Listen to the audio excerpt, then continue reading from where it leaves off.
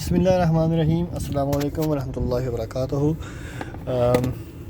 अब मैं आपको दिखाता हूँ जो हमने टेस्ट किया था। जैसा कि मैंने पहले वीडियो अपलोड की थी जो टेस्ट किया था FDT जो फील्ड डेंसिटी टेस्ट, उसकी मैं आपको अब जो है वो दिखाने लगा हूँ पेपर जिस पे हमने इसकी कैलकुलेशन करना होती है, जो फॉर्म बना होता है। ये कुछ इस तरह का फॉर्म बना हुआ है, देखें आप। ठीक है, ये चूँकि मैंने खुद ही बनाया था अपनी टाइप का, क्योंकि मैं इधर जब जॉब के लिए आया था बल्दिया में, सऊदी अरेबिया में, तो मैंने इसको फिर अपने तरतीब तरीके से बनाया था, क्योंकि मैंने उसको अपने निज़ाम से लेके चलना था। तो अभी ये मेरे आपके सामने ये मैं आपको दिखा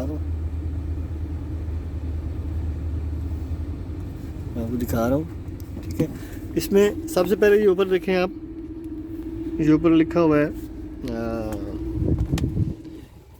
ये ऊपर कंपनी नेम है, ये ऊपर कंपनी नेम लिखा हुआ है, ठीक है। उसके साथ नीचे प्रोजेक्ट नेम है, फिर डेट है। उसके बाद ये नीचे ये रोड नंबर है, रोड नंबर के साथ station, depth of hole, master content, ठीक है जी। उसके बाद आप नीचे देखेंगे, नीचे आ जाता है weight of sample plus container, यानी जो हमने मटेरियल आपके सामने निकाल के शॉपिंग बैग में रखा था, उसको हम कंटेनर कहते हैं, ठीक है। उसके बाद नीचे आ जाता है वेट ऑफ कंटेनर, यानी कि उसका जो वेट कितना था शॉपिंग बैग का। उसके बाद नीचे वेट ऑफ सैंपल, जो जब हम इस पे से ज़ाहिर है अगर वो 4550 ग्राम है, 4550 ग्राम है, तो उसमें से फिर हम जो वो निकालेंगे जब 10 ग्राम का शॉपिंग बैग, तो उसमें जो बचेगा वो हमारा सैंपल का वज़न आ जाएगा, जो मटेरियल हमने उसमें से निकाला था। उसके बाद नीचे आ जाए weight of sand before test, यानी कि जो सैंड में हमने पहले जो वज़न किया था सैंड का लेबॉर्ट्री में टेस्ट में इस्तेमाल करने से पहले, यानी कि कोन में डालने से पहले। यहाँ पे आप देखें, यहाँ पे बाज़ लोग 8 किलो इस्तेमाल करते हैं, बाज़ लोग 10 kg इस्तेमाल करते हैं, बाज़ लोग 9 kg इस्तेमाल करते हैं। सबकी अपनी अपनी एक जो है ना वो होती है, वो अपनी मर्ज़ी से इस्तेमाल करते हैं, ठीक है। उसके बाद नीचे आ जाता है weight of sand after test, यानी कि जो जब मैंने आपने वीडियो में देखा था कि जब हमने वो टेस्ट कंप्लीट किया था, तो फिर उसके ऊपर वो कोन लगा के उस पर हमने सैंड डाली थी, जो बाकी बच गई थी वो हमने एक शॉपिंग बैग में सेव कर ली थी। तो वो हम यहाँ पे वज़न लिखेंगे, उसका हम वज़न करेंगे, तो वो यहाँ पे वो वज़न आ जाएगा। उसके बाद ये नीचे है weight of sand in hole and cone, ठीक हो गया। ये जो जब हमने कोन उठाई थी वज़न लेके, तो जब सैंड चलना बंद हुई थी, तो हमने कोन बंद करके जब उठाई थी, तो वो जो सैंड आई थी ये उसका वेट हो जाएगा। उसके बाद वेट ऑफ सैंड इन कोन, यहाँ पे ये आप देखिए, यहाँ पे कोन कैलिब्रेशन जिसे आप कहते हैं, जैसे मैंने आपको पहले बताया कोन कैलिब्रेशन, ठीक है। तो उसकी इंशाल्लाह कोन कैलिब्रेशन की भी एक वो पूरा प्रोसेस होता है, मैं उसकी भी वीडियो बना के इंशाल्लाह अपलोड करूँगा और आप लोगों के सामने अपलोड करूँगा इंशाल्लाह। तो ये आप देख रहे हैं, ये वेट ऑफ सैंड इन कोन, यहाँ पे हमने कोन कैलिब्रेशन लिख दी है, ठीक है।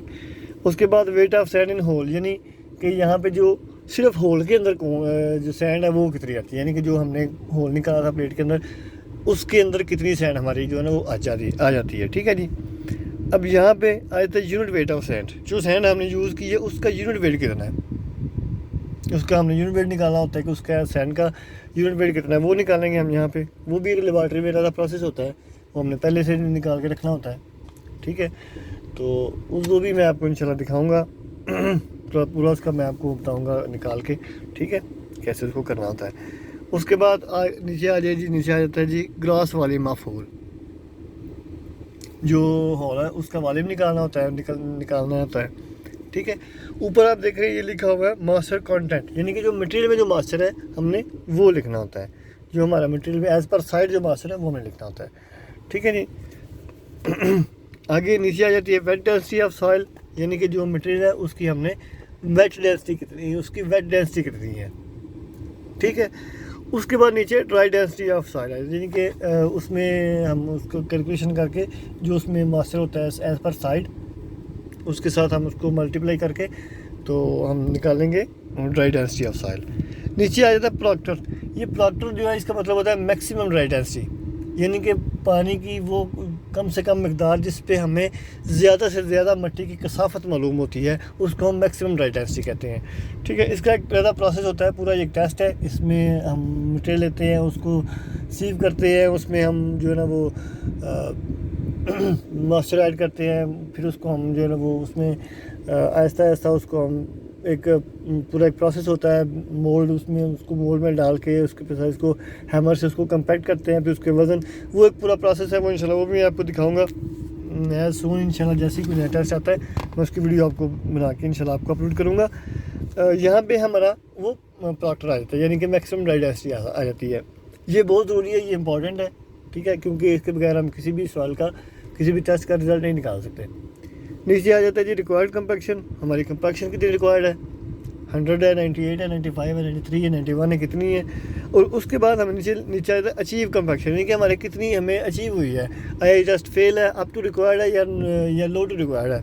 अगर तो अप टू रिक्वायर्ड है, मसलन 98 है तो 99 हो गई तो वो पास है, या 90 या 100 होगी वो पास है। अगर 98 है या 100 है आपके रिक्वायर्ड, तो 97 या 96 है, तो वो फिर टेस्ट जो है वो फेल तस्वर किया जाएगा। ठीक है, नीचे मैंने लिखा हुआ है सिग्नेचर ऑफ लैब कंसल्टेंट और कॉन्ट्रैक्टर, जो कॉन्ट्रैक्टर यहाँ पे करता है उसके सिग्नेचर वगैरह होते हैं। ठीक है, तो कैलकुलेशन का फिर मैं आपको दिखाता हूँ, कैलकुलेशन हमने इसकी कैसे करनी है।